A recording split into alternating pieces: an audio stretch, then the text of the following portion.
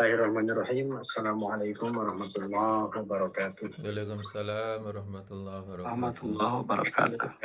Alamin wa bihi nasta'in wa ala umuri dunya waddin wa ala alihi wa sahbihi ajma'in amma ba'du. Yang terhormat Bapak Profesor Dr. Nur Rahman MA dan yang saya hormati rekan-rekan kelas C pasca sarjana Hukum Keluarga Islam UIN Sunan Gunung Jati Bandung yang insya Allah semuanya dirahmati oleh Allah Subhanahu wa Ta'ala. Amin. Langsung saja ke materi pembahasan. Yang pertama ada latar belakang. Sebelumnya judul yang saya akan presentasikan adalah kedudukan KHI dalam politik hukum keluarga di Indonesia. Latar belakang Indonesia merupakan negara hukum yang mayoritas beragama Islam. Islam berasal dari kata yang salama yang mempunyai arti selamat. Namun selamat di sini bukan berarti umat Islam tidak pernah dihadapkannya dengan sebuah permasalahan. Akan tetapi dalam setiap permasalahan Islam mempunyai banyak jalan solusi. Maka wajar apabila hukum Islam dijadikan sebagai sumber rujukan dalam pembentukan hukum nasional Indonesia, khususnya mengenai hukum keluarga yang dianggap sebagai inti syariat. Hukum keluarga Islam ini menjadi tawaran untuk menyelesaikan beberapa permasalahan umat Islam di Indonesia. Pada hakikatnya, hukum di sini bersifat solutif. Artinya hukum Islam memberikan solusi dalam menyelesaikan permasalahan keluarga yang terjadi. Akan tetapi, dikarenakan terlalu banyak rujukan hukum Islam dalam kitab-kitab yang terdiri dari banyak pendapat mazhab, sehingga menyebabkan kesimpang siuran putusan para hakim. Maka untuk penyeragaman hukum bagi para hakim peradilan agama di Indonesia, dibuatlah kompilasi hukum Islam. Kompilasi hukum Islam merupakan kumpulan kaidah-kaidah hukum Islam yang bersumber dari kitab-kitab fikih serta pandangan ulama dalam satu buku hukum yang disusun dalam bentuk memakai bahasa perundang-undangan atau lebih dikenal dengan fikih Indonesia. KHI ini disusun berdasarkan kondisi dan kebutuhan umat Islam di Indonesia yang sudah mendapatkan persetujuan dari kalangan umat Islam, khususnya dari para ulama Indonesia, untuk dijadikan sebagai pedoman sekaligus rujukan bagi para penegak hukum di lingkungan pengadilan agama pada setiap perkara yang diajukan untuk diputus perkaranya berdasarkan ketentuan hukum Islam. Selain itu, KHI juga difungsikan sebagai pelengkap atas peraturan perundang-undangan yang ada dan berlaku di seluruh wilayah Indonesia. Materi ini saya bagi menjadi 5 pembahasan. Yang pertama, definisi kompilasi hukum Islam. Yang kedua, bagaimana latar belakang dibuatnya kompilasi hukum Islam. Yang ketiga, landasan kompilasi hukum Islam di Indonesia. Yang keempat, kekuatan kompilasi hukum Islam dalam tata hukum di negara Indonesia. Yang kelima, relevansi antara KHI dengan politik hukum keluarga di Indonesia. Yang pembahasan pertama yaitu definisi kompilasi hukum Islam. Kompilasi hukum Islam merupakan kodifikasi hukum Islam pertama di Indonesia yang berisi kumpulan hukum keluarga Islam yang pada dasarnya diambil dari 38 kitab dari kitab-kitab fikih mazhab Syafi'i. Sedangkan sebagian lainnya merupakan kitab-kitab fikih mazhab Hanafi, Maliki, Hambali, Zahiri, dan Syiah. Di samping itu juga terdapat kitab-kitab perbandingan dan tanpa mazhab. Penggunaan kitab-kitab dari berbagai mazhab tersebut dapat dipahami sebagai keinginan untuk mempercepat proses takrib bain al-ummah, sehingga pertentangan antar mazhab dapat dihindari dan diarahkan kepada perpaduan dan kesatuan kaidah dan nilai. Antar mazhab penyusunan KHI dapat dipandang sebagai suatu proses transformasi hukum Islam.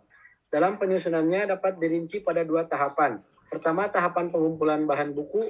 Kedua, tahapan perumusan yang didasarkan kepada peraturan perundang-undangan yang berlaku dan sumber hukum Islam, khususnya ayat dan teks yang berhubungan dengan substansi KHI.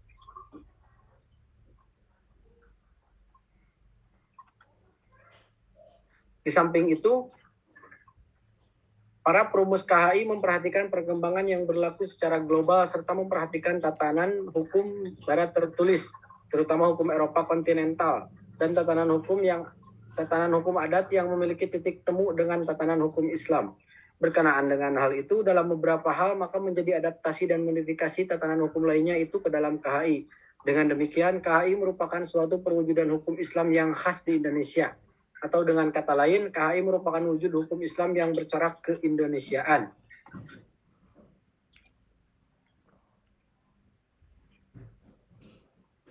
Selanjutnya ada latar belakang pembuatan KHI, dibuatnya KHI. Latar belakang dibuatnya KHI berangkat dari terasa dibutuhkannya kejelasan hukum Islam di Indonesia. Dikarenakan terlalu banyak rujukan hukum Islam dalam kitab-kitab yang terdiri dari banyak pendapat mazhab, sehingga terjadi kesimpang siuran putusan para hakim yang menyebabkan perbedaan putusan dalam sebuah kasus yang sama. Maka untuk penyeragaman hukum bagi para hakim peradilan agama di Indonesia, dibuatlah KHI. Penyusunan ini dilakukan sebagai usaha untuk merumuskan pedoman bagi hakim pengadilan agama dengan menyusun KHI yang menjadi hukum material di pengadilan agama. Jadi tujuan dari KHI ini adalah merumuskan hukum material bagi pengadilan agama dengan jalur usaha. Yang pertama, pengkajian kitab fikih. Yang kedua, wawancara dengan para ulama. Yang ketiga, jurisprudensi pengadilan agama. Yang keempat, studi perbandingan hukum dengan negara lain. Yang keempat, lokakarya atau seminar materi hukum untuk pengadilan agama. Dalam penyusunan materi KHI dilakukan beberapa jalur, yaitu yang pertama, penelaahan 38 kitab dari berbagai mazhab mencakup 160 masalah hukum keluarga. Penelaahan kitab fikih itu dilakukan para pakar di 7 IAIN. Wawancara dengan 181 ulama yang tersebar di 10 daerah hukum pengadilan tinggi agama. Yang kedua, penelaahan produk pengadilan dalam lingkungan peradilan agama yang terhimpun dalam 16 buah buku yang terdiri atas 4 jenis, yakni himpunan putusan PTA, himpunan fatwa pengadilan, himpunan putusan pengadilan, dan law report tahun 1977 sampai tahun 1984. Yang terakhir, kajian perbandingan hukum keluarga yang berlaku di Maroko, Mesir, dan Turki. Keseluruhan materi HKI dibagi dalam 3 kitab hukum. Buku 1 tentang hukum perkawinan yang terdiri atas 19 bab, meliputi 170 pasal. Kemudian buku 2 tentang hukum kewarisan yang terdiri atas 6 bab, meliputi 43 pasal. Dan buku ketiga tentang hukum perwakafan yang terdiri atas 5 bab, meliputi 12 pasal. Berkenaan dengan kedudukan KHI dalam sistem hukum nasional diukur oleh unsur-unsur sistem nasional, sebagaimana telah dikemukakan. Landasan ideal dan konstitusional KHI adalah Pancasila dan Undang-Undang Dasar 1945. Yang selanjutnya legalisasi oleh instrumen hukum dalam bentuk instruksi presiden yang dilaksanakan oleh keputusan Menteri Agama yang merupakan bagian dari rangkaian peraturan perundang-undangan yang berlaku. Lalu ketiga, dirumuskan dari tatanan hukum Islam yang bersumber dari Al-Quran dan Sunnah Rasul. Yang keempat, saluran dalam aktualitas KHI antara lain pengadilan dalam lingkungan peradilan agama. Terlepas dari perdebatan tentang kedudukan KHI dalam tata hukum Indonesia, Profesor Ismail Suni berpendapat bahwa keputusan presiden atau instruksi presiden itu kedudukan hukumnya adalah sama. Oleh karena itu, kedudukan HKI dapat digunakan sebagai pedoman, landasan, dan pegangan bagi para hakim-hakim di pengadilan agama, pengadilan tinggi, dan pegangan hakim pada Mahkamah Agung dalam memeriksa dan memutuskan perkara yang menjadi wewenang peradilan agama. Selanjutnya ada pembahasan mengenai landasan KHI di Indonesia. Landasan dalam artian sebagai dasar hukum keberadaan kompilasi hukum Islam di Indonesia adalah 1. Instruksi Presiden nomor 1 tahun 91 tanggal 10 Juni 1991. Disebutkan bahwa kompilasi ini dapat dipergunakan sebagai pedoman dalam penyelesaian masalah-masalah di bidang yang diatur oleh kompilasi, yaitu perkawinan, kewarisan, perwakafan oleh instansi pemerintah dan masyarakat yang memerlukannya. Yang kedua, ada Keputusan Menteri Agama Republik Indonesia tanggal 22 Juli tahun 1991 nomor 154 tahun 1991 tentang pelaksanaan instruksi Presiden Indonesia. Yang ketiga, ada Surat Edaran Direktur Pembinaan Badan Peradilan Agama Islam atas Direktur Jenderal Pembinaan Kelembagaan Agama Islam tanggal 22 Juli tahun 1991. Untuk mendapatkan gambaran yang lebih jelas mengenai kedudukan KHI dalam sistem hukum nasional dapat dilihat pada tujuan dari kompilasi tersebut, yaitu yang pertama, untuk merumuskan secara sistematis hukum Islam di Indonesia secara konkret. Yang kedua, untuk digunakan sebagai landasan penerapan hukum Islam di lingkungan peradilan agama. Yang ketiga, dari segi sifatnya, kompilasi ini berwawasan nasional yang akan diperlukan bagi seluruh masyarakat Indonesia. Yang terakhir, agar terbina penegakan kepastian hukum yang lebih seragam dan pergaulan masyarakat Islam. Kekuatan hukum KHI. KHI mempunyai kekuatan hukum paradigma integralistik Paradigma ini menjelaskan adanya integrasi antara agama dan negara sebagai suatu kesatuan yang tidak dapat dipisahkan. Paradigma ini kemudian diterjemahkan dalam bentuk penempatan Islam sebagai dasar negara serta pemberlakuan secara formal hukum Islam dalam sistem hukum nasional, yang tidak memperbolehkan hukum Islam hanya menjadi sumber hukum bersama sumber lainnya.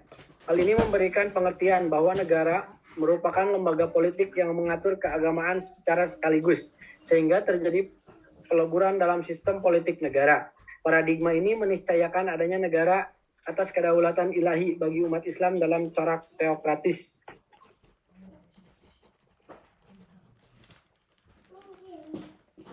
Pembahasan terakhir yaitu relevansi antara politik hukum keluarga di Indonesia dan KHI.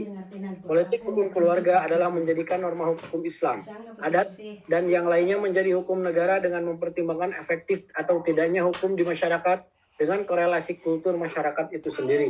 Mengacu pada tema utama dibuatnya KHI di Indonesia dengan mempositifkan hukum Islam secara terumus dan sistematik dalam kitab hukum.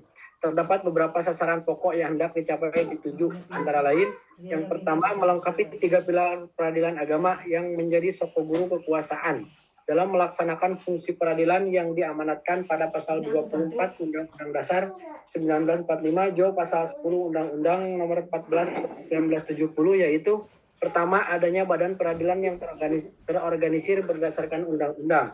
Kedua, adanya organ penguasa. Ketiga, adanya sarana hukum sebagai rujukan. Lalu sasaran kedua yaitu menyamakan persepsi penerapan hukum. Sasaran yang ketiga mempercepat proses takribul bainal ummah atau pendekatan antar umat. Dan yang keempat menyingkirkan urusan pribadi. Kesimpulannya, kedudukan kompilasi hukum Islam ini dalam hierarki peraturan perundang-undangan nasional sampai saat ini masih dalam bentuk instruksi Presiden nomor 1 tahun 91. Sedangkan instruksi Presiden sifatnya hanya terbatas untuk memberikan arahan, menuntut, membimbing dalam hal suatu pelaksanaan tugas dan pekerjaan.